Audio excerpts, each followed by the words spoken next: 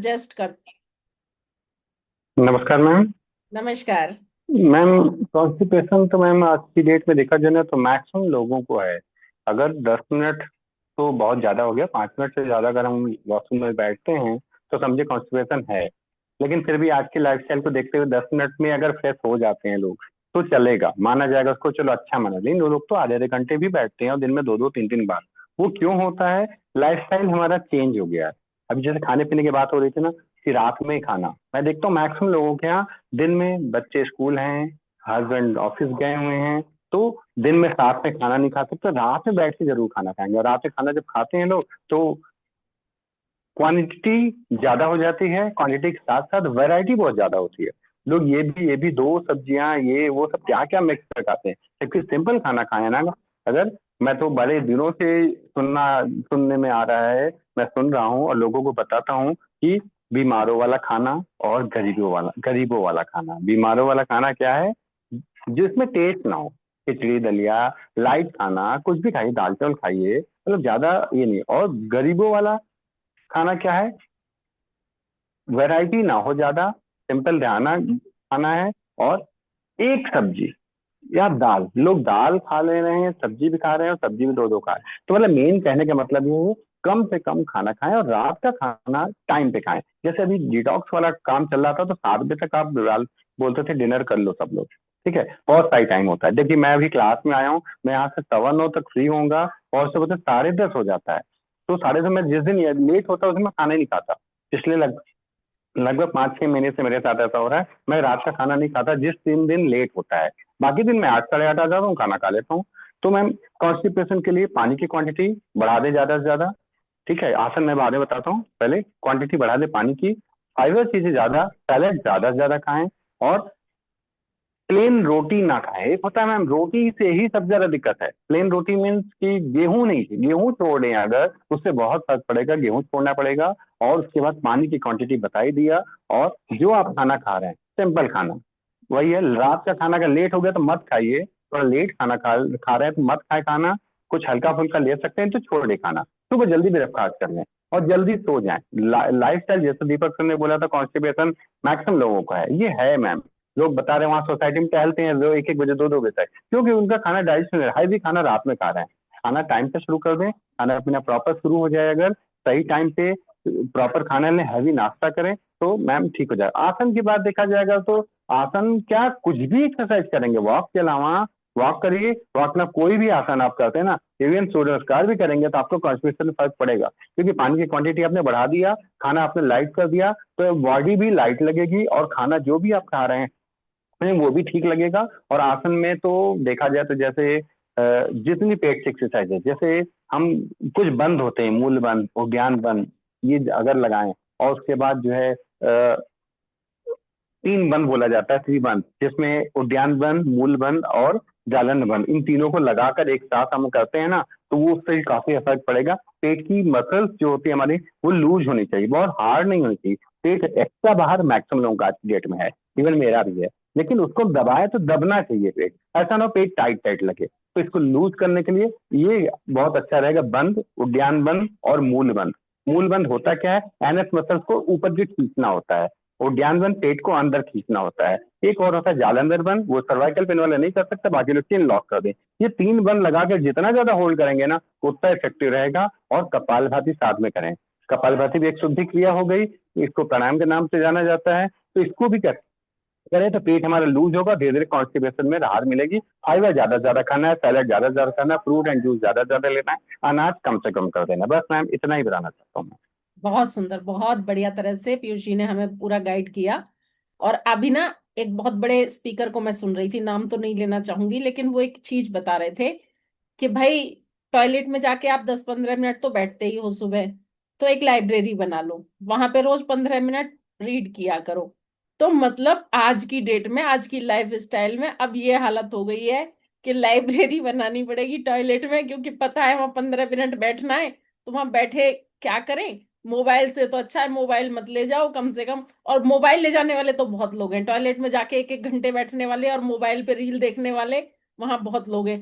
तो अब धीरे धीरे ये हालत होने लगी है कि लाइब्रेरी टॉयलेट में बनने लगेगी। और कहेंगे रोज के 15 मिनट भी लगाए तो तुम्हारा बहुत स्टडी हो जाएगी। तो ऐसी नौबत ना आए, आप सब लोग जिन जिन लोगों से टच में हैं ऐसा कभी ना करना पड़े। तो चलिए, अभी हमारे बीच में शुक्ला जी आ गए हैं और बहुत अच्छी जानकारी देने वाले हैं, बहुत सुंदर जानकारी देने वाले हैं, मुझे पूरा विश्वास है। और कब्ज से राहत के लिए हम लोगों को बहुत सारे लोगों से मिलना पड़ता है, और ये कब्ज की बीमारी से कैसे राहत मिल सकती है इसके बारे में बहुत सुंदर जानकारी देने वाले हैं Shukla ji. Please welcome doctor साहब। Thank you madam, thank you. आपको बहुत बहुत साधुवाद जो आपने ऐसा उत्तम प्लेटफॉर्म चुना है हम सब लोगों के लिए, और हम सब की बात एक दूसरे तक पहुंचाने में आपका इतना बड़ा हमारा एमआई का प्लेटफॉर्म भूमिका निभाता है। मित्र तिवारी जी ने भी बताया कि योग के माध्यम से हम अपने कब्ज का निवारण कर सकते हैं, लेकिन एक्चुअली कितने लोग योग करते हैं, या फिर योग को सिर्फ जो है व्यायाम तक सीमित रखा है लोगों ने, हाथ पैर हिला लेंगे, दो चार आसन कर लेंगे। लेकिन कहा गया है कि संवेग और स्वास्थ्य का बड़ा गहरा संबंध होता है। यानी आप क्या इमोशंस अपने दिमाग में रखते हैं, किस मुद्दा के साथ आप उसको कर रहे हैं, उसका बड़ा इंपॉर्टेंस रोल होता है हमारी बॉडी के अंदर। तो constipation is the mother of all diseases. मित्रों, सभी रोगों की जो जननी है वो कुपित मल है। सर्वेषाम रोगाणाम निदानाम कुपिता मलः। तो इस मल का निष्कासन जब होगा, जब हमारे कुछ इमोशंस, जब हमारे कुछ हार्मोन्स और हमारा जो पाचन पोषण और निष्कासन की क्रिया अबाधित रूप से काम करे, यानी इसमें कोई व्यवधान ना आने पाए। अब हम टीवी देख रहे होते हैं या खाना खा रहे होते हैं, मोबाइल चला रहे होते हैं, खाना खा रहे होते हैं, तो उस कंडीशन में हम इमोशन फुल हो जाते हैं। और चाहे वो निगेटिव इमोशन हो या पॉजिटिव इमोशन हो, इमोशन कैसा भी हो वो हमारे लिए हानिकारक रहेगा, क्योंकि वहां पे हार्मोनियस बॉडी नहीं बन पाती है। हम लोग चूंकि इसी सूत्र के व्यक्ति हैं, हम लोग जब भी कोई ओपीडी में आता है और बहुत मोटापा लेकर आता है या डायबिटीज लेके आता है या बहुत टेंशन लेके आया है, तो सबसे पहले हमें मध्य प्रदेश पे काम करने की आवश्यकता होती है। उसमें सबसे पहले हमें आहार को सुधारना होता है कि आप अपनी थाली में ये देखिए कि उसमें झाड़ू लगाने वाला एजेंट है या नहीं है, चाहे वो नाश्ता हो, चाहे वो लंच हो, चाहे आपका डिनर। अब झाड़ू लगाने वाला जो एजेंट है, बहुत ही शाब्दिक और सरल शब्दों में हमने प्रयोग किया है। हमारा मतलब है उस रफेज से, उस सीठी से, उस फाइबर से।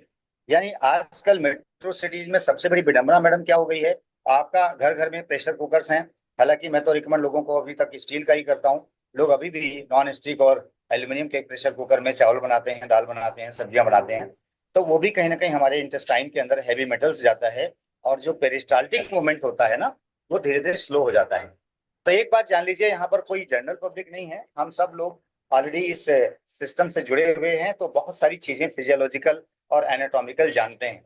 तो मैं अगर मेडिकली थोड़ा डीप में जाऊं तो मुझे नहीं लगता कि इसमें किसी को ना समझी होगी। एक्चुअली हमारा जो डाइजेशन है वो स्टार्ट होता है माउथ से, और एलिमेंट्री जो कैनाल है ये लगभग 31-32 फीट की होती है। अब ये जो हमारी एलिमेंट्री कैनाल है, इसके अंदर बहुत सारे यानी कैटलेक्स होते हैं और एनाबोलिक होते हैं, मतलब चपाचपे की क्रिया होती है। तो इसमें जब व्यवधान आता है तो मॉर्निंग में चाहे कितना बढ़िया खाना खाकर सोए हों, लेकिन सुबह सुबह आपको मोशन में दिक्कत आएगी। अब हरी भरी करी में लोग जाते हैं कमोड में, ज्यादा से ज्यादा 5-7 मिनट लगाए और चले आए, तो वो भी बहुत बड़ा एक कॉन्स्टिपेशन का कारण है। पानी ना पीना प्रॉपर तरीके से, वो भी बहुत बड़ा एक कॉन्स्टिपेशन का कारण है। और लाइफ स्टाइल तो फिर तो कहने की बात ही क्या है, अगर मान लो वॉक नहीं करते, अगर योग नहीं करते हैं, तो भी कॉन्स्टिपेशन होने का कारण है। लेकिन अगर बायोलॉजिकली देखा जाए तो ऐसा नहीं है कि सभी लोगों को कॉन्स्टिपेशन होता है। उसमें एक हैबिचुअल कॉन्स्टिपेशन होता है और एक कॉग्नाइटल होता है, जिसमें इंटेस्टाइन हमारी ट्विस्ट हो जाती है, जहां पर बड़ी आंत, जहां पर हमारा सेगमेंट सेगमॉइड कॉलन होता है, असेंडिंग ट्रांसवर्स होता है। तो उस सेगमेंट जहां पर हमारी बड़ी आंत ऐसे ट्विस्ट होती है इस तरीके से, जहां पर, तो वहां पर ज्यादा से ज्यादा कॉन्स्टिपेशन होना पाया गया है, चाहे कोई बच्चा हो चाहे बड़ा हो। अच्छा, इसको पता कैसे हम लगाएंगे? आप 1 महीने तक लगातार अपने नाभि चक्र को टटोलिए, यानी इस पांचों उंगलियों को बराबर करके खाली पेट अपने नाभि पर रखिए। यदि बिल्कुल मध्य रेखा में यानी मध्य बिंदु पर आपको एक अच्छी धड़कन की आवाज अस्थायी रूप से पता चल रहा है, इसका मतलब आपकी नाभि ठीक है और आपका कॉन्स्टिपेशन भी ठीक है। यानी पेरिस्टाल्टिक मूवमेंट्स जो लहरें देती हैं हमारी छोटी और बड़ी आंतें, जो लहर देती हैं, यानी जो कर्मानुपंचन की गति होती है, वो समान गति से हो रही है। लेकिन ये नाभि आपका राइट में जा रहा है, लेफ्ट में जा रहा है, ऊपर जा रहा है, नीचे जा रहा है, तो आवश्यकता है कि आप सबसे पहले नाभि चक्र को ठीक करें, और अपने आप देखेंगे कॉन्स्टिपेशन आपका एक सूत्रीय हो जाएगा। यानी कहा जाता है जितनी बार खाएं उतनी बार जाएं। लेकिन इस दिनचर्या में, इस मेट्रो सिटीज में मैंने जो आंकड़ा लगाया है, लोग एक ही बार जाते हैं और वो सुकून से जाएं। मैडम ने अभी बहुत अच्छा कहा कि लाइब्रेरी बन जाएगा, तो अगर वो कोई मैगजीन नहीं लेके जाते हैं, अगर वो मोबाइल नहीं लेके जाते हैं, अगर किसी प्रकार का कोई स्मोकिंग नहीं करता है अंदर जाकर के, वो आदत में धीरे धीरे अगर सुधार लाया जाए तो कॉन्स्टिट्यूशन जाने के लिए बिल्कुल विदाई के लिए अपना तैयार होता है। उसके लिए मैं आपको एक बिंदु बताता हूँ। ये जो ठुड्डी है, ये ठुड्डी है, अपने चिन के नीचे राइट हैंड का थंब ले लीजिए और आप जब बैठे कमोड पर तो इसको तेजी से दबाएं और दबाने के बाद में गोल गोल करीब 7 बार घुमाइए। आप जितनी बार तेज दबाएंगे और घुमाएंगे उतनी बार आपको एक बौछार नुमा यानी आपका मोशन खुल के आएगा, ऐसा फील कीजिए। अगर पहले दूसरे तीसरे दिन नहीं होता तो आप एक हफ्ता इसको निस्वार्थ भाव से जरा सा प्रैक्टिस करके देख लीजिए। GB21 नंबर मैडम यहाँ होता है एक्यूप्रेशर का। और जब हम अपने जबड़े को दबा लेते हैं, आप गौर कीजिए मेरी बातों पर, जब हम कहीं बल लगाकर कोई काम करते हैं, जब किसी को धकेलना होता है या कोई वस्तु उठानी होती है तो हम अपने जबड़े को टाइट कर लेते हैं। अच्छा, जबड़ा टाइट करने का मतलब क्या हुआ? जैसे हम जबड़ा टाइट करते हैं तो हमारी बहुत सारी शक्ति इंटेस्टाइनल फोर्स आ जाती है, इसको वाइटल फोर्स कहा गया है। यानी देखिए कितनी मैजिकल बातें हैं कि हम कुछ भी खाते हैं लेकिन सवेरे सवेरे पकाने के लिए सबको जाना पड़ता है, चाहे किसी को सेमी सॉलिड हो चाहे किसी को अनडाइजेस्टेड हो, लेकिन जाना पड़ता है। By the product body vital force से निकालती है। अब रही बात कि रसात रक्तम ततो मांसम मांसा मेदो ततो अस्थिनो मज्जा मज्जात शुक्रम शुक्रम तद गर्भम प्रजायते। यानी आयुर्वेद कहता है, चरम संहिता कहती है कि आप रस बनता है, रक्त बनता है, मेद बनता है, मज्जा बनता है, जो भी हम खाते पीते हैं, बिस्किट खा रहे हैं, हम टोस्ट खा रहे हैं।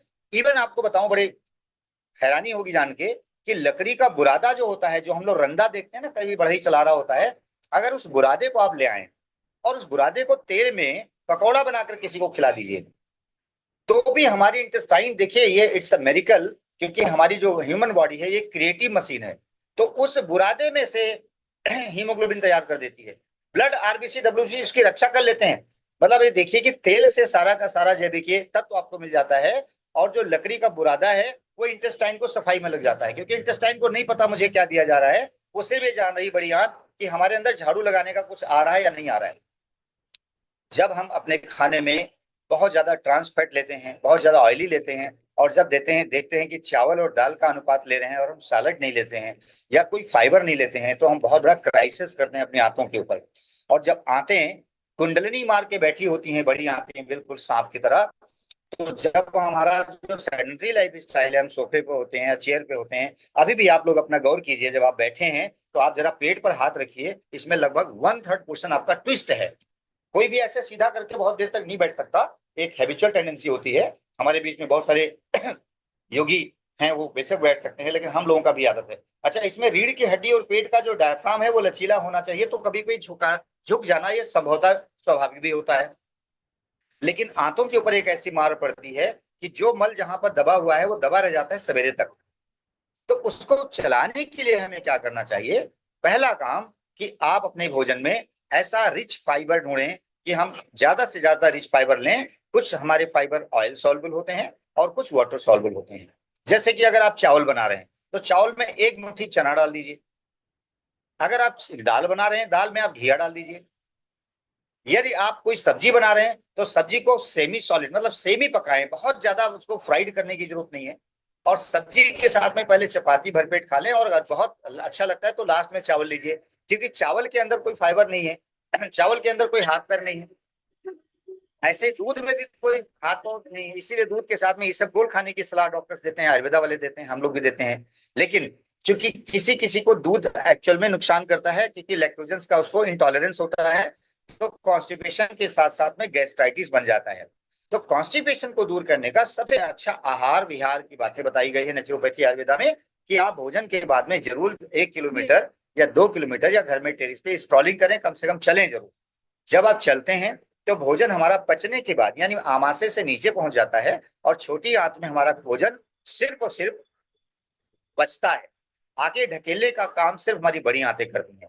लेकिन यदि हमारा भोजन आमाशय में बहुत देर तक पड़ा रहा मैडम, और उसको हमने छोटी आंत में यानी पक्वाशय एक जगह होती है, बड़ी आमाशय से निकला हुआ जो ट्यूब है वो छोटी आंत में जाके खुलता है, उस जंक्शन को कहते हैं पक्वाशय हिंदी में, इंग्लिश में उसको बोलते हैं जेजुनम। अगर वहां पर एक कौड़ी के सुमा एक ढक्कन होता है, यदि आमाशय से पच पच करके लुगदी बन के छोटी आंत में हमारा भोजन चला गया, फिर आपकी जीत है। आप चाहे लेट जाओ, चाहे दौड़ लगाओ, चाहे कुछ भी करो, चाहे आप रात में आप टीवी देखो, चलेगा। लेकिन ये गलती से आमाशय में खाना पड़ा है और आप गलती से सो गए, तो आपको बता दूं आजकल सबसे ज्यादा गर्ड की प्रॉब्लम होती है। इसोफेगल जो हमारा रिफ्लेक्शन होता है खाने का, उसमें बड़ी दिक्कत आती है, मुंह में छाले आते हैं, गला खराब हो जाता है, टॉन्सिलाइटिस होता है, फेरेंजाइटिस होता है। और सिर्फ इसमें क्या होता है कि जब हम खाना खा के लेट जाते हैं तो आमाशय के अंदर एक, जैसे आप अपनी मिक्सी चलाते हैं ऐसे जब वो मंथन कर रहा होता है तो उसका हाइड्रोक्लोरिक एसिड ऊपर छलकता है और गले को पूरा पका देता है। तो ये बात हो गई कि हमारा digestion, our digestion start from our mouth, यानी हमारा स्लाइवा से हमारा डाइजेशन स्टार्ट होता है। यदि आपने माउथ में बढ़िया काम कर लिया, यानी गांधी जी कहा करते थे, अपनी पुस्तक में लिखा है कि just Yeats your liquid and drink your solid, यानी पानी को खाइए और भोजन को पीजिए। यानी रोटी का जो ग्रास है उसको अगर हम मंचिंग करें, अपने मुंह के अंदर खुद चलाएं तो पानी बन जाएगा। और पानी को निषेध कहा गया है कि भोजनांते विषमवारी, आप खाना खाने के साथ साथ यदि पानी पीते हैं हमारे सारे पाचक जूस से डिस्टर्बेंस हो जाएंगे, यानी आपका टाइलिन जूस नहीं निकलेगा, आपका एंजाइम्स नहीं निकलेंगे, आपका डाइजेस्टिव जूसेस नहीं निकलेंगे आमाशय में। जब वो एब्जॉर्ब हो जाएगा पानी 1 गिलास 1.5 गिलास, उसके बाद में वो स्टार्ट करता है कि अच्छा ठीक है कुछ अगर है तो लाओ दो, तब तक वो नीचे निकल चुका होता है। आपने गौर किया होगा, ध्यान देने योग्य बातें हैं, इस पर थोड़ा नोटिस करिएगा, हम तो थोड़ा रिसर्च का व्यक्ति हूं। आप किसी भी रेस्टोरेंट में जाइए मैम, आप वहां पर आप दाल मखनी का ऑर्डर कीजिए, पालक पनीर का ऑर्डर कीजिए, या कोई भी बढ़िया वाली सब्जी आप ऑर्डर कीजिए, आप देखेंगे वहां पे सेमी सॉलिड आपको मिलेगा। वहां पे तरल आपको ऐसे तैरता हुआ कोई पानी नहीं देने वाला, आपको घिया और तोरई की सब्जी पानी वाला नहीं देगा। इसमें भी बहुत बड़ा साइंस छुपा हुआ है, क्योंकि भोजन करते समय हमारा जो मुख्य आमाशय है वो मुख्य रूप से पचाने के लिए बहुत सारे जूसेस को एक साथ छोड़ता है, और वो चाहता है कि मैं अपना काम गाढ़े गाढ़े यानी थोड़ा सा लुब्धि के रूप में ज्यादा कर जाऊं, तो भोजन को बहुत अच्छा न्यूट्रिशन के रूप में हम सभी बॉडी के पार्ट्स को दे सकें।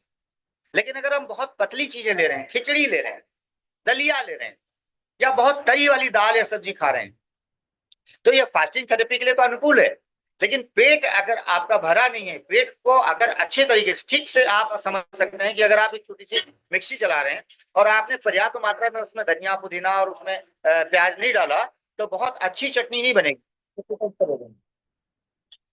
आप गौर करें तो आपको पेट को फुलनेस, माइंडफुलनेस के साथ खाना चाहिए। जब घर का खाना खाएं तो सॉलिड ज्यादा हो, पानी कम हो। अच्छा, पानी कहा गया है भोजनांते विषम वाली, भोजन के अंत में पानी पीना विष के समान है। तो इस पानी की जो हमने तुलना की, सोर्सेज अगर आपने ज्यादा डाल दिया तो आप से दांत तो चलाएगा, अपना मंथन तो करेगा, लेकिन हाइड्रोक्लोरिक एसिड बहुत देर तक टिक नहीं पाएगा उसको मसलने के लिए, और हमारा पेट के अंदर बहुत सारा एसीएल बच जाएगा। तो जब भी खाना खाएं तो ठोस खाना खाएं, चबा के खाएं, और उसको पचने का समय दीजिए। अब जेजुलन से नीचे जैसे हमारा भोजन निकलता है तो लगभग लगभग 9.5 फीट की हमारी छोटी आंतें होती हैं। तो इसमें धीरे धीरे गोला बनकर हमारा जो खाना हमने रोटी सब्जी दाल चावल खाया आगे सरकता रहता है। अब इसको पचने के लिए यदि आपने लास्ट में थोड़ा अदरक खा लें, थोड़ा सिरका खा लें, थोड़ा चटनी खा लें, ठीक है, पापड़ नहीं कह रहा हूं मैं, बहुत ज्यादा तीखी चीजें नहीं कह रहा हूँ, चाहते हैं एंजाइम की जो हिंदी होती है एक्चुअली, जो किण्वन की जो क्रिया होती है, तो वो उत्प्रेरक का काम करते हैं हमारे बॉडी के अंदर।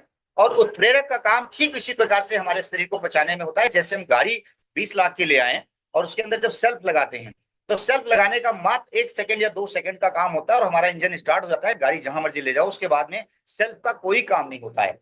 तो सैलेड का, चटनी का, सिरका का, अचार का हमारे शरीर में पाचन को, मतलब जो हमारी चपाचपी की क्रिया है उसको अच्छे दुरुस्त करने के लिए बहुत अपनी भूमिका निभाता है। तो सब लोगों से विनती है कि इस पर जरा फोकस करें। हालांकि बाहर रेस्टोरेंट में भी चटनी मिलती है, नो डाउट, इसीलिए वहां भीड़ भी लगी रहती है। आप घटिया से घटिया रेस्टोरेंट में खाना खा लीजिए, आप यकीन मानेंगे सवेरे मोशन आ जाता है। उसके पीछे बहुत बड़ा मनोवैज्ञानिक पहलू है। जैसा मैंने पहले बताया, इमोशन। वहां पर हम लोग कंपनी के साथ खाना खा रहे होते हैं, तो वहां अकेले खाना नहीं खा रहे होते हैं, ठीक है। ऐसा ही कुछ प्रैक्टिस घर पे भी करना चाहिए। हमने लगभग 2004 से लेकर 2016 तक मैम अपने सेंटर पे मोर देन 1000 पैकेट्स का चोकर हर महीने बेचते थे। मैं थैंक यू कहना चाहूंगा, हमारे बीच में भावना मैडम है, इन्होंने चोकर की बात कही। सबसे उत्तम प्रकार का जो पौष्टिक भोजन है वो हमारे चोकर में होता है, जो हम गाय भैंस को खिला देते थे। तो अभी हम जिससे लेते थे दुर्भाग्यवश उनका देहांत हो गया, तो ऐसी कोई आसपास यूनिट नहीं मिल पा रही है। लेकिन अब लोग जागरूक हो गए हैं। जब भी आप आटा खाने के लिए बाजार से लाने जाएं तो जरूर इस बात का ध्यान रहे कि 15 मिनट अपना समय खर्च करके आप चक्की वाले के बोलो कि मैं भैया खुद अपने आंखों के सामने अपनी चक्की से आटा पिसवाऊंगा। उसमें आप थोड़ा सा गोल आटा पीसने की सलाह दीजिए, थोड़ा सा उसके अंदर चना डलवाइए, थोड़ा सोया डलवाइए। अगर आपका आटा गोल है तो आपके इंटेस्टाइन के अंदर जो घूर्णन हो रहा है, जो पेरिस्टाल्टिक मूवमेंट चलता है, बहुत बेहतर तरीके से करेगा। और यदि आप अपने दैनिक जीवन में बहुत एक्सरसाइज के लिए समय नहीं निकाल पाते हैं, तो भी आपका पाचन, पोषण और निष्कासन ये समय आबादित करके सुबह सुबह आपको मोशन के लिए फ्री कर देगा। साग सब्जी के बारे में बता दिया, पानी के बारे में बता दिया, मोटा अनाज के बारे में बता दिया। एक कॉन्स्टिट्यूशनल हमारा कॉन्स्टिपेशन होता है। आप कितना भी कर लो, योगा जिम कर लो, कितना भी एनिमा ले लो, कितना भी आप दवाई ले लो, लेकिन फिर भी लोग कॉन्स्टिपेशन की जो है सहारा लेते रहते हैं डॉक्टर का कि बताओ क्या करें। तो जो कॉन्स्टिट्यूशनल होता है वो मैडम जैसा बताया गया आयुर्वेद में वात पित्त कफ के स्वरूप में उसका बॉडी होता है। तो कुछ हमारी आंतों के अंदर जो विलाइज होती है, जो गट होती है, बहुत हार्ड हो जाती है। तो हमें क्या करना है, उनकी जो दांत हैं यानी जो गट्स हैं उसको शार्पिंग करना है। पहले सिल बट्टे पे आपने देखा होगा आवाज लगाते लोग 10-20 रुपए लेकर के उसके अंदर, और उसके अंदर कट कट करके दांत बना देते थे। तो अभी जो विधि से आपने अभी बहुत अच्छा गट हेल्थ पे आपने अभी जो डिटॉक्स कराया, मैं उस गट हेल्थ की बात करना चाहता हूँ कि जितना मंचिंग करके आप खाना खाएंगे, यानी एक रोटी को 10 मिनट तक अगर आप खाएं, आप देखिए इंटेस्टाइन आपको थैंक यू बोले। लेकिन होता क्या है, जब हम खाना खाते हैं तो हरी भरी अनकरी में होते हैं, मॉर्निंग में भी जल्दबाजी में है। इवन हमारे बच्चों का देखा जाए जीवन बहुत ही मतलब खतरनाक स्थितियों से गुजर रहा है। रात का रखा हुआ खाना दे देते हैं लोग, सवेरे सवेरे गरम गरम रोटी देते हैं खाने के लिए। तो बासी रोटी अगर दिया जाए बच्चों को, ये सभी लोग खाएं बासी रोटी, तो बासी रोटी में ऐसा पाया गया है शीतल होती है और इंटेस्टाइन के लिए वरदान होती है। कभी कोई अल्सर नहीं होगा, गैस्ट्रिक अल्सर नहीं होगा, जेजुनल अल्सर नहीं होगा, तो हमारा पाचन पोषण अच्छा होगा और मोशन बढ़िया आएगा। अब रही बात कि हम कुछ अपने हैबिट्स को ठीक कर लें कि किस तरीके से सुबह सुबह, जैसा कि अभी उन्होंने बताया उद्यान बंद लगाने के लिए, और तिवारी जी ने बहुत सारे योगासन के बारे में बताया, तो मैं उन सब लोगों के लिए मेरा एक सुझाव है जो आप अपने लोगों को भी बता सकते हैं कि आजकल देसी टॉयलेट खत्म होता जा रहा है, धीरे धीरे कमोड आ गया। तो कमोड पर जब आप बैठें तो एक मोटी तौलिया ले लीजिए, और मोटी तौलिया लेने के बाद क्या करें, उसको फोल्ड कर लीजिए, और फोल्ड करने के बाद में अपने लोअर एब्डोमेन यानी यानी ये बड़ी टॉवल मान लीजिए कि बड़ी टॉवल है ये लगभग 1.5 मीटर की, और इसको आप इस तरीके से गोल बना लें। और गोल बनाने के बाद इसको आप देख पा रहे हैं, अगर सबसे नीचे का जो हमारा जो जहां बेल्ट बांधते हैं यानी लोअर एब्डोमेन, यहाँ पर यूं लगा के ऐसे लगा के और ऐसे बैठ जाइए ऐसे। अब आपने क्या देखा कि जो लोअर एब्डोमेन का है उसको मेटाबोलाइज करने का रात में जो टाइम नहीं मिला, तो ये एब्डोमिनल प्रेशर क्रिएट करेगा ये टॉवल। ये अब जब टॉवल एब्डोमिनल प्रेशर क्रिएट करेगा तो जहां पे हमारा आड़ा तिरछा सेगमेंट कॉलन में थोड़ा बहुत जो मल फंसा हुआ है तेजी से गैस के साथ में निकलेगा। उस समय आपको रेक्टम मसल्स को थोड़ा उत्तेजित करना है, थोड़ा सा हल्का सा पुश कर देना है।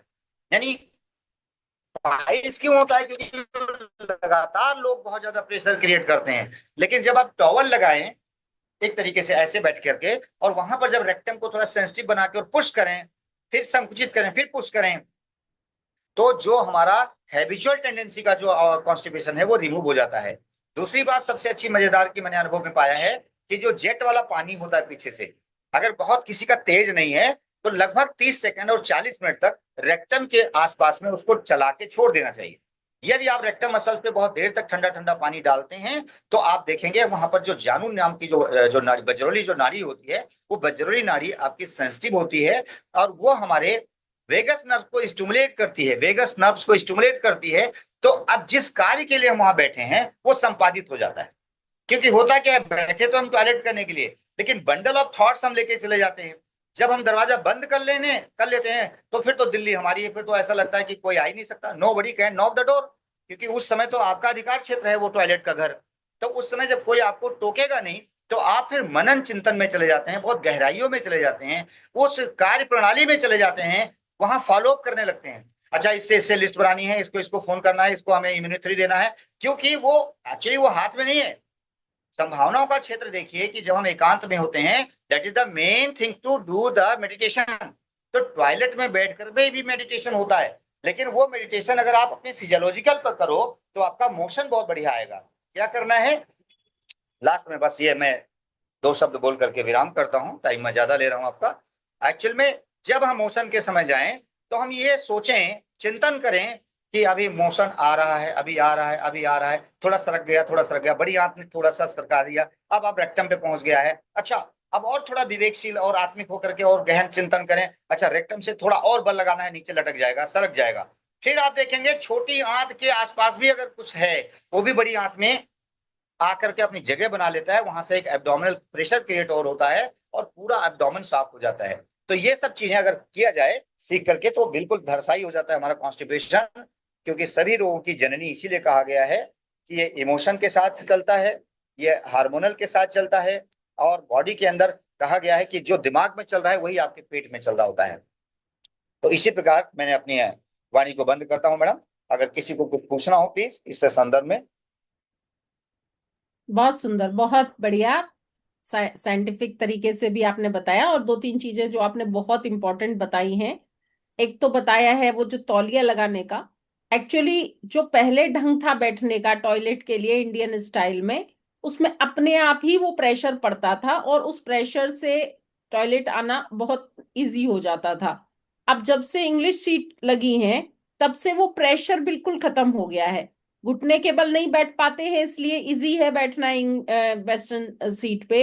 लेकिन वो प्रेशर जो पहले नीचे बैठने में लगता था इंडियन स्टाइल, उस पे टॉयलेट पे जो लगता है वो नहीं लगता। तो अगर उसको लगाने के लिए एक जो तरीका मैं हमेशा रिकमेंड करती हूँ कि पैरों के नीचे स्टूल रखना चाहिए, जिससे कि पैर ऊंचे हो जाए, घुटना हमारा ऊंचा हो जाए, जिससे कि वो इंडियन स्टाइल का ही जो तरीका है वो बन जाए। Yes yes Shukla ji. मैं जी। मैं यहाँ प्लीज पे रोकूंगा जरा प्लीज आपको। जब हम नीचे कमोड के मतलब कुछ लगा देते हैं ना, फुट रेस्ट वगैरह लगा देते हैं, वो बहुत बेहतर हमारा जो ऐसे नहीं होगा, फाइल्स के लिए द बेस्ट है वो, द बेस्ट है। यानी हमारा मल रगड़ करके नहीं आएगा, रेक्टम सीधा हो जाता है और पूरा पूरा मोशन नीचे जाने के लिए आतुर हो जाता है। लेकिन जो हमने टॉवल लगाने के लिए कहा है, वो इस साइड और इस साइड जहां पर बड़ी आंतें होती हैं, बहुत ज्यादा ऑब्लाइक्स होती हैं, बल्कि हो जाती हैं आंतें, उनको प्रेशर क्रिएट करने से एंटी कॉन्स्टिपेटेड का काम करता है। और जब हम नीचे लगा लेते हैं तो वो एंटी पाइल्स का काम करता है madam. Over to you ma'am. बहुत सुंदर, बहुत बढ़िया। और दूसरी चीज जो बहुत ही इंपॉर्टेंट है और जो मैं बताई सर ने, वो है एक तरह से सिस बाथ। और जो पीछे की तरफ भी वो लगे होते हैं, पानी की लगे होते हैं वॉश करने के लिए, उसको अगर चला के रखें तो जो ठंडा ठंडा पानी जो लगता है मसल्स पे नीचे, उससे एक जो पेरिस्टल्सिस मूवमेंट है उसको सपोर्ट मिलती है। ऐसे ही यदि आगे की तरफ से आपके पास जेट है या स्प्रे है या कोई भी है पाइप का यूज कर रहे हैं, तो उससे भी पानी को लगातार चलाएं तो सिस बात हो जाता है। जो मसल्स है नीचे की वो सब स्ट्रांग हो जाती हैं, और पेरिस्टल्सिस मूवमेंट, ये जो गंदगी को बाहर निकलने का जो मूवमेंट है, वो नेचुरल जो मूवमेंट है उसको सही करने में बड़ी मदद मिलती है। और एक जो चीज मैं सबको बोलना चाहूंगी, जरूर बोलना चाहूंगी, आप चाहे इसे एज ए ट्रीटमेंट के रूप में रिकमेंड करें, चाहे आप इसको समाज सेवा के रूप में रिकमेंड करें, हमारी लाइफ स्टाइल में तो चिंता रहेगी, जल्दबाजी रहेगी, टाइम बे टाइम रहेगा। लेकिन एनीमा का उपयोग जो है वो इस कॉन्स्टिपेशन का बहुत बहुत बहुत अच्छा ट्रीटमेंट हो सकता है। क्योंकि अगर गंदगी अंदर फंसी हुई है तो वो डिस्टर्ब कर रही है, और अगर हम एनीमा या टोना कह सकते हैं, उसको टोन करता है हमारी मसल्स को अंदर से वो गंदगी को। क्योंकि जैसे ही पानी ऊपर जाता है, थोड़ा सा भी पानी ऊपर जाता है, तो वो जो मूवमेंट है ना आंतों का, पेरिस्टल्सिस जो मूवमेंट है, वो अपने आप ही वो उस पानी के साथ चालू हो जाता है। और उससे वो जो गंदगी है जो फंसी है, रुकी है, नहीं निकल रही है, आपकी ताकत से, पुश करने से नहीं निकलती है। लोग ताकत लगाते रहते हैं बैठ के कि जी कैसे ही निकल आए, और वो निकलती नहीं है। लेकिन पानी आप लीजिए एक बार, दो बार, तीन बार, वो 100% उस पानी के साथ सपोर्ट से और बड़ी इजीली हो जाती है। तो पाइल्स भी प्रॉब्लम बन जाती है बहुत ज्यादा। लेकिन अगर हम एनीमा लें, तो मुझे तो ऐसा लगता है कि एनीमा को हमें जरूर प्रमोट करना चाहिए। जिन लोगों को कॉन्स्टिपेशन है उनको हम अपने प्रोडक्ट रिकमेंड जरूर करते हैं। हम उनको लाइफ स्टाइल को सही करने के लिए कहते हैं, सलाद खाने को बोलते हैं, पानी की मात्रा बढ़ाएं, सुबह जरूर पिएं, सब कुछ बोलते हैं हम लोग। लेकिन साथ की साथ यदि वो एनीमा का यूज करें तो उनके लिए, उनके बिल्कुल सेफ ये रहेगा, बहुत अच्छा रहेगा। और इसको यूज जरूर करना चाहिए ताकि बिना पैसे के एक जीवन भर के लिए एक सही उनको तरीका मिल जाए और वो अपने घर में किसी के लिए भी इस चिकित्सा को यूज कर सकें। तो नेचुरोपैथी में ये भी जरूर यूज करें। बाकी डॉक्टर साहब ने बहुत अच्छी जानकारी दी। और भी कोई कुछ पूछना चाहता है, कुछ बात करना चाहता है तो प्लीज बोलिए, हैंड रेज करिए ताकि हमें पता चले आप कुछ पूछना चाहते हैं और आपको मौका मिले। यस भावना जी। मैम, अभी शुक्ला सर ने बताया एक प्रेशर पॉइंट ये है ना। तो मैम मैंने परसों इंस्टा पे भी देखा था, वो ना ऐसे बता रहे थे, मतलब इंडेक्स फिंगर को चिन के बिल्कुल सेंटर में रख के और ऐसे प्रेस करना। और वो उस टाइम बता रहे थे जब हम बैठे होते हैं वॉशरूम में। तो मैम कौन सा पॉइंट सही है, ये या ये पूछना है मुझे, क्योंकि हम किसी को बताएं तो हमें सही चीज पता हो, ये मैडम, बताएं। आपका जो मुद्रा है बिल्कुल सही है। आप बहुत अच्छा फोर्स तर्जनी उंगली से नहीं लगा पाएंगी भावना मैडम। आपका जो थंब है आप रोटेट भी कर सकते हो और पूरे पूरे जो एक्यूप्रेशर का जो पॉइंट है वो इम्पैक्ट हो जाता है। आप ये देखिए, तर्जनी उंगली से आपके नाखून का चुभने का डर है, लेकिन जो अंगूठा होता है, अंगूठे की मसल्स थोड़ी चौड़ी विड्थ होती हैं, तो आप यहाँ लगाया, ये लगाया, और ये इस वाले हाथ को आप यहाँ कोहनी के नीचे भी लगा सकते हैं ऐसे आराम से, क्योंकि कम से कम 2 मिनट तक आपको चलाना है। तो रोटेट करना होता है क्लॉकवाइज। सर मेरा क्वेश्चन था कि ये थंब आप बोल रहे हो यहाँ, लेकिन जो मैंने देखा उन्होंने बोला इधर, समझ रहे हैं? आप ऐसे बता रहे हो, उन्होंने ऐसे बोला, तो मैं वो यहाँ पूछ रही कोई हूँ point नहीं है मैडम। नहीं नहीं, यहाँ बोन है, यहाँ बोनी है, यहाँ देखिए ना हड्डी, आप चेक करके देखिए। आप उससे थोड़ा अंदर जाइए, ये पॉइंट है। वहां स्टिमुलेट करोगे तो आपको फील होगा, हल्का हल्का मस्कुलर पेन भी होगा। और इस हड्डी पे आप दबा के देख लीजिए, कुछ भी अनुभूति नहीं होगा, हार्ड है ये बोनी केज है। उस समय आप पे थोड़ा दांत नीचे भी जाइए। दांत भी कस के दबाने चाहिए क्या?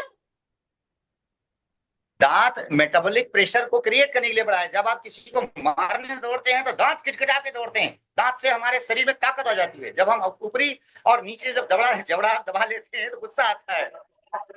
आपने छोटे बच्चों को पास करते हुए देखा होगा कि जब वो जोर लगाते हैं तो दांत उनका दब जाता है ऐसे। तो कोई लेना देना नहीं, दांत क्यों दबाए हैं? तो दांत, और दांत आंतों का दुश्मन भी है मैम। मतलब दुश्मन नहीं, फ्रेंड है, सॉरी। मतलब दांत को अगर हमने आंतों का काम दांतों से ले लिया तो समझ लो आंतें उसको थैंक यू बोलेंगी। लेकिन अगर दांतों का काम जो है वो आंतों को करना पड़ा तो कॉन्स्टिपेशन कभी जाने वाला नहीं है। लेकिन जो भावना तो जी बोल दांत रही का, थी वो मेरे ख्याल से ये वाला पॉइंट बोल रहे थे, है ना? यस, ये आगे जो है यहाँ पर, ये जो सामने है, नहीं नहीं, आप नीचे लगा रहे हैं हाथ, ऊपर और लगाइए थोड़ा यहाँ पर, ये जो है। बताया था कि ये फिंगर लो और चिन के बिल्कुल आप देखिए, ये चिन है, ये सामने वाला पॉइंट ऐसे प्रेस करो, ये बोला था उन्होंने। तो मुझे समझ नहीं आ रहा कि ये यहाँ भी बोन हमारी है, ये ना सर, बोन ये भी है, ये भी है, तो सर कहाँ पे वो प्रेस करना है? नहीं मैंने जो सीखा है मैडम वो नीचे देखा है, ये वाला, ये ये जो चिन्ह है ना, चिन्ह के नीचे, ये बिल्कुल चिन्ह के बगल में, ये आप देखिए, ये जो गड्ढा सा है। गड्ढा सा, यस यस। कहाँ बोन लास्ट कर रहा है? इसको क्लॉकवाइज आपको स्टिमुलेट करना है। और कई बार तो एकदम मोशन आ जाता है, पतले धार के नुमा आपको मोशन आया फील होगा अगर आपने 5 दिन 10 दिन इसको प्रैक्टिस किया तो। मैजिकल पॉइंट है ये एक्यूप्रेशर का। तो सर ये प्रेस कब करना है, जब हम बैठे होते हैं वॉशरूम में, या पहले ही प्रेस करके जाए इसको? नहीं नहीं, पहले नहीं, वो जब आप सीटेड हो, जब आप वहां बैठे हो तब तैयारी कीजिए। ओके सर, आप जैसे बोल रहे हैं फोर्सफुली करते हैं तो मोशन अच्छा आता है, बट सर कई लोगों को बहुत ज्यादा कॉन्स्टिपेशन होती है और वो फोर्सफुली करते हैं, तो सर पाइल्स जैसे ये सारी चीजें होने का डर रहता है, ब्लड भी कई बार आ जाता है, तो सर क्या वो ठीक है? ये फोर्सफुली अलग चीज है, थंब से जो फोर्स लगाना है वो अलग मैटर है। हमने अपने सहपाठियों के साथ ये बातें शेयर किया है कि आप जब किसी पेशेंट को ट्रीट करेंगे तो जब उसका नीचे से जब जेट आप चलाएंगे, जेट स्प्रे को जब अच्छे से अपने उस पर्टिकुलर पेरिस्टाल्टिक मूवमेंट्स को स्टिमुलेट करने के लिए जब पानी की तरावट देंगे ना, तो उस समय आपका मोशन बिल्कुल आतुर होगा आने के लिए। उस समय आपको रेक्टम मसल्स और लार्ज इंटेस्टाइन में हल्की से प्रेशर क्रिएट करना पड़ेगा, तो मोशन पूरा निकल जाएगा। समझ रही हैं आप भावना मैडम? मुस्कुरा रही हैं, बताइए कुछ सर कहना चाहते आतुर होगा मोशन, तो सर ये थोड़ा फनी। हैं? यदि आपने जेट लगाया और आपने उसको प्रेशर नहीं दिया तो बेचारा थोड़ा सा पार्ट बाहर आकर के वहीं रह जाएगा। इसलिए मैं प्रेशर लगाने की बात करता हूं कि आपके पास थोड़ा प्रेशर लगाना है। लोग बड़ी देर तक प्रेशर लगाते रहते हैं तो हमारा वो आसपास का जो मसल्स है उसको फाड़ देता है, दैट इज कॉल्ड पाइल्स। और पाइल्स इज एक्चुअली उसके बहुत सिग्निफिकेंट होते हैं। किसी को फिशर होता है, किसी को मस्सा बाहर आ जाता है, किसी को ब्लीडिंग होता है, किसी को ड्राई पाइल्स होता है, लेकिन सबकी जो जड़ है ना वो ओनली एंड ओनली कॉन्स्टिपेशन है। आपको बता दूं, मैं घिया की रोटी यानी घिया को आटे में गुथवा करके अभी 3 महीने से किसी को खिला रहा हूँ। डॉक्टरों ने डेट दे दिया था कि आपका हमें करना पड़ेगा, हेमराइड्स आपका 3rd एंड 4th स्टेज पे आ गया है, कहाँ पड़े हो तुम इन पादरियों के चक्कर में, मतलब नाम दे दिया पादरी। ठीक है, आज वो गोयल जी हमें कभी 1 किलो दर्जन केला ला के देते हैं, कभी फ्रूट्स ला के हमें गिफ्ट करते हैं, क्योंकि उनको मैंने कामदुधा रस और एनिमा हिब्बात से और सिर्फ घिया की चपाती दोनों टाइम खिलाने से उनका कब्ज ठीक कर दिया। कोई खूनी बवासीर अब नहीं आ रही है। हेल्दी हो गए, 2 किलो वजन भी बढ़ गया।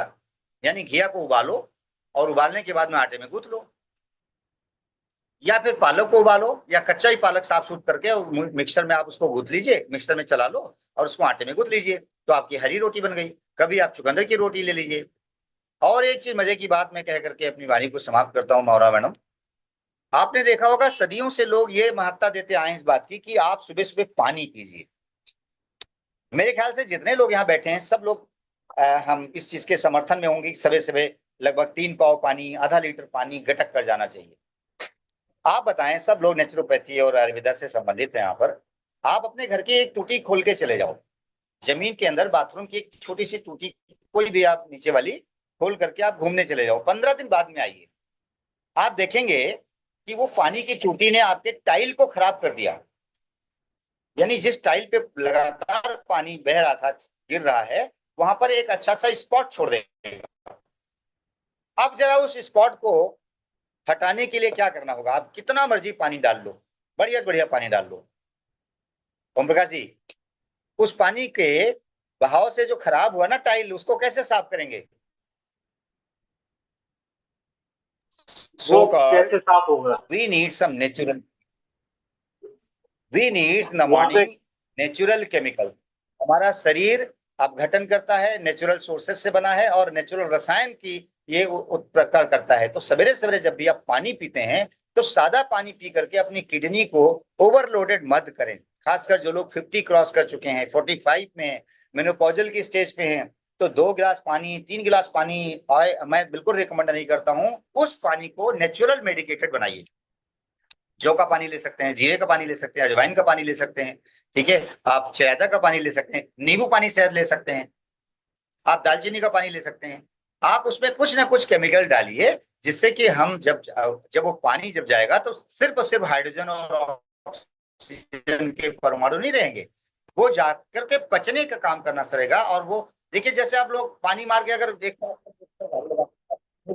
डाल कर साफ कर, तो जब पानी पिए तो उसके अंदर कुछ ना कुछ डाल करके अगर लेते हैं तो वो शुद्धि क्रिया करता है। तो बाथरूम के अंदर जब हम टूटी छोड़ के चले जाते हैं और आने के बाद देखते हैं कि हमारी पूरी पूरी 2x2 की जो टाइल है खराब हो गई है, तो हमें किस चीज की जरूरत होती है माय डियर फ्रेंड? एक ढक्कन आप हाइड्रोक्लोरिक एसिड ले लीजिए, एक ढक्कन मात्र, और एक हाथ में ब्रश ले लीजिए और वो HCl डालिए टाइल के ऊपर, इमीडिएट रब कर दीजिए, देखिए आपकी टाइल बिल्कुल जगमगा जाएगी। तो मैं ये नहीं कहना चाह रहा हूं कि आप लोग कोई HCl जैसी चीजें लें, लेकिन हाँ, हमारे आमाशय में ऑलरेडी बहुत सारा HCl होता है। उस HCl को खाली पानी डाइल्यूट नहीं कर पाता, जो हम सादा पानी पीते हैं वो भी HCl का ही रूप ले लेता है। इसलिए लेमन ले सकते हैं, क्योंकि लेमन हमारा एल्कलाइन होता है। हम जीरे का पानी ले सकते हैं, हम जौ का पानी ले सकते हैं, ठीक है, हम दालचीनी का जो है उबाल करके काढ़ा बना के पी सकते हैं। जरूरी नहीं कि आप 2-3 गिलास पानी पिए, दिन में पी सकते हैं, लेकिन सुबह सुबह अगर मेडिकेटेड वाटर लेते हैं तो हमारा पाचन पोषण निष्कासन अच्छा होता है। Thank you ma'am. आपकी आवाज नहीं आ रही madam. Yes, thank you, thank you. Yes Seema ma'am, आप कुछ करना चाहते हैं, बात पूछना चाहते हैं?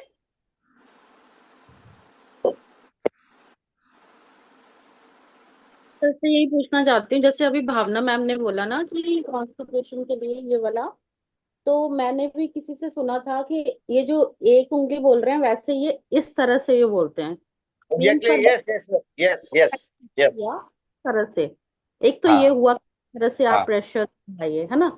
और एक मैंने इसको तो मैंने खुद भी आजमाया हुआ है, ये जो थंब होता है, हम ये होता है हमारा ये वाला पार्ट, जहाँ ये जो लाइफ लाइन होती है यहाँ पे बिल्कुल हमारे रिस्ट के पास खत्म होती है, जो इस वाले पोर्शन को सेंटर में ना, इसको भी आप अगर इस थंब से अगर प्रेस करेंगे, इस थंब से ऐसे ऐसे प्रेस करेंगे, तो कई बार होता है कि वो आपको, आप जाओगे ऐसे कि प्रेशर आ रहा है लेकिन प्रेशर नहीं हो रहा होता है, मतलब वो बहुत पीछे होता है और तुम्हें बहुत टाइम लग रहा होता है। तो इस वाले पोर्शन को भी ऐसे कई मतलब करते रहो, इसको प्रेस करते रहो ऐसे ऐसे राउंड राउंड राउंड करके, तो इससे भी प्रेशर आता है। और तीसरा ये तो मैंने सुना है, ये मैंने खुद नहीं किया है जो मैं अब बोल रही हूँ। अब पता नहीं ये चीज कितनी फॉलो, ये मैं शुक्ला सर से यही पूछ रही हूँ कि किसी ने बोला कि ये जो लेफ्ट वाला नॉस्ट्रिल होता है ना, इसको प्रेस करके राइट से ही सांस लो, राइट से ही छोड़ो, राइट से ही सांस लो, राइट से ही छोड़ो। अब ये पता नहीं कौन, ये वाला रीजन नहीं मुझे पता। देखिए, जो नाड़ी की बात आप कर रही हैं, सुषुम्ना नाड़ी, चंद्र नाड़ी और सूर्य नाड़ी, जब हम्म। सुबह सुबह की अवस्था होती है, हम लोग एसी में सो रहे होते हैं या कूलर पंखे में सो रहे होते हैं, जब सैया पे होते हैं तो हमारे शरीर का एक्चुअल में कूलिंग इफेक्ट इतना अधिक होता है कि कोई भी हमारा जितने भी इंटरनल ऑर्गन्स हैं थोड़ा सेडेशन में चले जाते हैं। तो उनको मोर देन एक्टिवेट करने के लिए अगर मॉर्निंग में आप सूर्य भेदी प्राणायाम करके जाते हैं टॉयलेट में, तो नो डाउट आपको अग्नि तेज मिलेगी। क्योंकि दो प्रकार की अग्नि होती है, जठराग्नि और मंदाग्नि। अगर कोई अदरक का पानी, चाय का पानी या दालचीनी का पानी पीने का समय नहीं है और डायरेक्ट चला गया, तो Surya Bhedi pranayama is the best way to treat constipation. Because अगर आप राइट साइड से आप लेते हैं और लेफ्ट से बार बार छोड़ते हैं, राइट से लेते हैं लेफ्ट साइड छोड़ते हैं, तो आपकी सूर्य भेदी प्राणायाम यानी सूर्य स्वर चल गया। अब सूर्य स्वर केवल हमारे ब्रह्मांड को ही नहीं अग्नि देगा, वो हमारे इंटेस्टाइन को, हमारे स्टमक को भी अग्नि देता है, आग देता है। आपको देखेंगे तो आपका मोशन आने के। और एक बात मैं बता दूं इसी तारतम्य में, कि यदि आप चुटकी भर, मैंने लिखा है, देखा है अपनी पुस्तक में भी देखा है, चुटकी भर रात में अच्छी क्वालिटी का बालू ले लीजिए, सैंड, और जिह्वा पे रख के आप आधा गिलास पानी पी लीजिए सोते समय, तो मॉर्निंग में आपको जस्ट लाइक एनिमा, यानी वो रेत क्या करती है कि जो गट हेल्थ है अंदर जाके, तो कर्मानुकंचन गति के अंदर वाले पार्ट वाले मल को बाहर निकाल करके बाहर लाती है रेत का। हम लोग रेत का एनिमा भी देते हैं, लेकिन अगर मुंह से भी रेत लिया जाए तो मोशन बड़ा क्लियर आता है। कभी आप लोग एक्सपीरियंस करके देखिए इसको। चलिए। अदरवाइज अंजीर, अंजीर शामिल कीजिए, अंजीर is the best way. Naturally अगर ट्रीट करना है तो आप अंजीर का सेवन करें रात को भिगो करके, क्योंकि अंजीर के अंदर जो ग्रेन्यूल्स होते हैं छोटे छोटे, वो ग्रेन्यूल्स आपकी इंटेस्टाइन को जवान बना देते हैं। 100 साल तक अगर जमा रहना है तो अंजीर का सेवन करें। दो लोग नॉन डायबिटिक हैं, क्योंकि उसकी जो ग्रेन्यूल रूप में जो बीज होता है वो कभी पचता नहीं है। अमरूद का बीज कभी पचता नहीं है, बैगन का बीज कभी पचता नहीं है। ये क्या काम करता है, प्रकृति ने इसको बनाया ही है कि हमारी जो अंदर की जो गट हेल्थ होती है उसका अंदर जाके उखाड़ उखाड़ के मल को बाहर फेंकते हैं। तो 2 अंजीर अगर आपने 5 दिन 7 दिन किया और फिर शुक्ला जी को कहा सर कुछ नहीं हुआ, तो नथिंग टू बी ऑब्टेन्ड। आपको लगभग लगभग में 2 हफ्ते 3 हफ्ते 21 दिन का आपको कोर्स करना होगा अंजीर का। अंजीर भिगो दीजिए, उसका पानी फेंक दो, सवेरे उसको चबा चबा के खाइए, देखिए मस्त पेट साफ होता है। जी मैम। बहुत बढ़िया, बहुत सुंदर। चलिए, बहुत ज्यादा अच्छा खाने डिस्कशन से रहा। डायरिया भी लगता है सर। क्या हाँ करें मैम? जी। शुक्ला सर, मैं बोलना चाहती हूँ, हमारे गांव में ये जो जी अंजीर होते हैं, इसके पेड़ होते हैं जी और लोग इसको बहुत पसंद करते हैं। ये थोड़ा बड़े फॉर्म में आता है यहाँ पे, हमारे थोड़े छोटे फॉर्म में होता है, और इसको बहुत पसंद करते हैं। गर्मियों में उगता है ये, लेकिन इसको अगर ज्यादा खा लो ना गर्मी में, तो इससे बहुत ज्यादा लूज मोशन शुरू हो जाते हैं, बहुत ज्यादा। हाँ, बिल्कुल लूज मोशन शुरू हो गया। गर्मी गर्मी को काट दिया। आपने सुना होगा जब कोई किसी को मेजल्स यानी छोटी माता होती है ना, स्मॉल पॉक्स होता है, तो आपने हम्म। देखा होगा बड़ी दादियां घर की जो है उनको मुनक्का खिलाती हैं मैम, हमने भी खाया है। तो जब मुनक्का देते हैं तो मुनक्का गर्म होता है। अगर आप किसी, आप सामान्य बातें करें तो लगेगा कि गर्मी को गर्मी कैसे काट सकती है, जबकि गर्मी को गर्मी काटती है। ऐसी अंजीर अगर अधिक मात्रा में ले ली जाए तो लूज मोशन आएगा, स्वाभाविक है, क्योंकि रिच फाइबर है अंदर। देखिए कुछ है ही नहीं उसके अंदर फाइबर के अलावा। अच्छा, फोलिक एसिड बहुत अच्छा है, किसी को एनीमिया है और लगातार आप दे रहे हैं, नहीं इंप्रूव हो रहा है, तो फोलिक एसिड, मैग्नीज बहुत अच्छा है, फाइबर बहुत अच्छा है उसके अंदर, आयरन बहुत अच्छा है मैडम।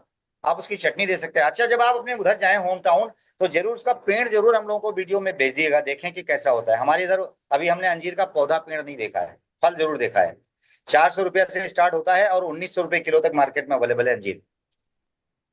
जी सर, वो उसको अंजीर, वहां पे अंजीर नहीं बोलते, पर वो मतलब अंजीर जैसा ही है, बिल्कुल एग्जैक्ट वही है। और मैं दिखाऊंगी, कभी गई तो मैं उसके पेड़ की भी दिखाऊंगी और वो बताऊंगी। पर्पल कलर का होता है अंदर से, वो बाहर से भी पका हुआ पर्पल ही होता है वो, जो उसका फ्रूट होता है। और सर ये अंजीर की जो बात बोली ना, ये मैंने खुद पे भी लागू की है। मुझे लो बीपी हो गया था। मतलब ऐसे रहता था कि चक्कर आने लग जाते थे कई बार, जैसे हम पोछा लगा रहे हैं बैठ के, तो खड़े होंगे तो वो ऐसे जैसे ब्लैकआउट सा हो जाता था कई बारी। तो मेरे को हम्म। डॉक्टर ने भी बोला था कि एक अंजीर रोज खाओगे। सर एक अंजीर की तो बात छोड़ो, मैंने अभी खाया ना, विद इन 10 मिनट्स 15 मिनट्स के अंदर जो है मैं बिल्कुल ठीक हो जाती थी, विद इन 15 मिनट्स। इसका इतना इफेक्ट है अंजीर ये का, सिंथेटिक मैंने है खुद ना, नोटिस किया है। असल में ये ओन पार्ट है ना बॉडी का, ये सिंथेटिक नहीं है। मतलब इवन हमारी प्रेपरेटरी मेडिसिन भी नहीं है। देखिए, आप जब किसी बॉटल की बात करती हैं तो उसमें हम लोग कुछ ना कुछ बेंजोनो मिथाइल डालते हैं ना, प्रिजर्वेटिव डालते हैं रोकने के लिए। अंजीर is a very very natural. तो आप जैसे आप मुंह में डालोगे तो इसको हमारा बायोमैकेनिकल सिस्टम समझ जाता है कि ये तो मेरा साथी आ गया, तो 4 से 5 घंटे में आपका हीमोग्लोबिन बढ़ा देगा। एक्चुअली मैं थोड़ा सा रोकना चाहूंगी, एक्चुअली टाइम हमारा ज्यादा हो गया है और मीटिंग को हम यहाँ पे क्लोज करना चाहेंगे, लेकिन हमारे कमलवीर जी ने पीछे 2 बार हाथ उठाया है, मैं उनसे पूछना चाहूंगी। यस कमलवीर जी, कुछ इम्पोर्टेंट है तो बताइए please. Thank you ma'am, thank you, और सभी साथियों का बहुत बहुत धन्यवाद। ये तो बड़ा ही मतलब बहुत ही अच्छे तरीके से हमारे शुक्ला सर ने सारी चीज़ें की जानकारी दी है। और जैसे कि आप भी जानना चाह रहे थे आसन के बारे में, तो आसन भी बहुत महत्वपूर्ण रोल अदा करते हैं। लेकिन एक और बात से मैं सर की सहमत हूँ कि पानी बहुत अधिक पीने से भी कॉन्स्टिपेशन ठीक नहीं होता है, जबकि कई बार उसको जो ना ना लेने की सलाह दी जाती है बहुत सारे डॉक्टर्स के माध्यम से। तो बिल्कुल सही बात है, उसको मैंने भी खुद अपनी लाइफ में अपनाया है। तो फाइबर्स हमारी सबकी बॉडी में जाना। बॉडी की नेचर थोड़ी अलग अलग होती है, वात पित्त कफ का हमारा बॉडी होता है। तो वहीं अगर एक कफ प्रकृति वाले को पानी पिलाएंगे और पित्त प्रकृति वाले को पानी पिलाएंगे तो दोनों में अंतर रहेगा, तो एक फॉर्मूला सब पे नहीं लग सकता। और आगे डिस्कशन करेंगे हम लोग, आज टाइम बहुत ज्यादा हो गया है। तो बिल्कुल नेक्स्ट मंडे को भी हमारा, अगर आप चाहेंगे तो इस टॉपिक पे और बातचीत की जा सकती है, ताकि जो भी क्वेरी है या क्वेश्चन है उसको और अच्छे से डिटेल में लिया जा सके। तो अभी इस प्रोग्राम को हम यहीं पर कंप्लीट करते हैं। आप सबका बहुत बहुत धन्यवाद इतना अपना इन्वॉल्व होने के लिए, और स्पेशली डॉक्टर शुक्ला जी का बहुत बहुत धन्यवाद। उन्होंने इतनी सुंदर जानकारी यहाँ पर सबके साथ शेयर की और आप सब लोगों ने उसमें शेयर किया, अपने आप को शेयरिंग की है, इसके लिए बहुत बहुत धन्यवाद। सभी को नमस्कार। नमस्कार मैडम। हाँ, नहीं तो आप एक